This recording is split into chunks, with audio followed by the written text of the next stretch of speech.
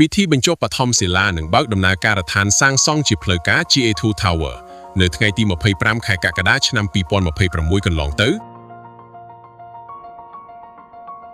ពិធីបញ្ចុះបឋមសិលានឹងបើកដំណើរការដ្ឋានសាងសង់ GA2 Tower ត្រូវបានប្រារព្ធឡើងជាផ្លូវការដែលជាព្រឹត្តិការណ៍ដ៏សំខាន់មួយសម្រាប់វិស័យអចលនទ្រព្យនិងការអភិវឌ្ឍទីក្រុងភ្នំពេញ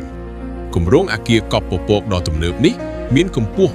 296ម៉ែត្រនិង67ជាន់ដែលត្រូវបានរំពឹងថានឹងក្លាយជានិមិត្តរូបថ្មីនៃភាពរីកចម្រើនសេដ្ឋកិច្ចនិងស្ថាបត្យកម្មទំនើបរបស់រាជធានីភ្នំពេញសូមរងចាំតាមដានវឌ្ឍនភាពនៃការសាងសង់គម្រោងដ៏អស្ចារ្យនេះដែលនឹងបន្ថែមសម្រស់ថ្មីដល់បន្ទាត់អគារខ្ពស់ Skyline របស់ទីក្រុងភ្នំពេញនាពេលអនាគត